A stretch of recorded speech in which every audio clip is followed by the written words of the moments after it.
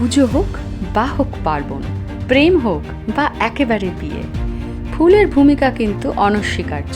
এশিয়ার সবথেকে বড় ফুলের বাজার বাংলার হাওড়াতে মল্লিকঘাট ফুল মার্কেট, যেখানে রোজ প্রায় 4,000 ফুল বিক্রেতা আসেন নানা ধরনের ফুলের ডালি নিয়ে।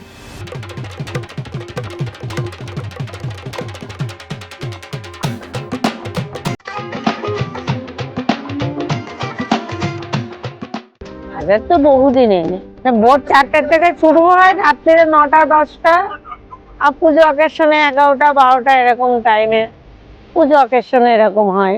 1855 সাল থেকে এই বাজার বর্তমান। এখানে পাওয়া যায় গোলাপ, সূর্যমুখী, গাঁদা, জবা, অর্কিড, লিলি, আরও অনেক ধরনের ফুল। কোলাঘাট, এই কালীনগর, এইসব জায়গা বহু দূরে থেকে মাল আসে, ট্রেনে করে আসি তো। ও আপনার যায় কোথায়, বিহার, উড়িষ্যা, দিল্লি, এখান থেকে মাল যায়। তবে শুধু দেশে নয়, বিদেশের মাটিতেও, যেমন আমস্টারডাম, দুবাই, অকল্যান্ড, এইসব জায়গায় নানা রকম আন্তর্জাতিক পার্বণে অনেক সময় এখান থেকে ফুল গিয়ে থাকে। কিন্তু এত দূর পথ কিভাবে নিয়ে যাওয়া হয় এই ফুলগুলো? ওটাতে বরফ দিয়ে রাখতে হয়, অনেক সময় বরফ দিয়ে রাখি আমরা। টুকরি করবে, করে ওতে বরফ দেবে, টুকরি করার জায়গা আছে, বরফ আছে, বরফ সব টুকরি করে কথা দিয়ে পচে চলে যাবে। হাওড়া ব্রিজের একদম পাশে এই ঐতিহ্যশালী ফুল মার্কেট বহু পর্যটকের বা স্থির চিত্রশিল্পীদের বিশেষ আকর্ষণের জায়গা হয়ে থেকেছে। সারা বছর তার তো এক ফুল হয় না, এটা হচ্ছে কলমের ফুল, এরপরে হবে দানার, এর কলমের ফুল, গাঁদা ফুলই সেও গাঁদা ফুল।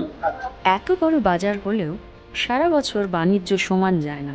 এখানে হচ্ছে কাঁচা মার্কেট, এই বেশি এই কম, কোনো সময় দেখা যাচ্ছে অবিক্রি, কোনো সময় দেখা যাচ্ছে বিক্রি হচ্ছে, কখনো বেড়ানো যায়, কখনো বিক্রি হয়ে যায়।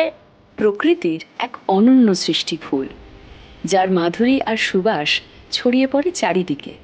ঠিক তেমনই আজ প্রায় 170 বছর ধরে হাওড়ার এই ফুল মার্কেট তার সুবাস ছড়িয়ে চলেছে দেশ দেশান্তরে।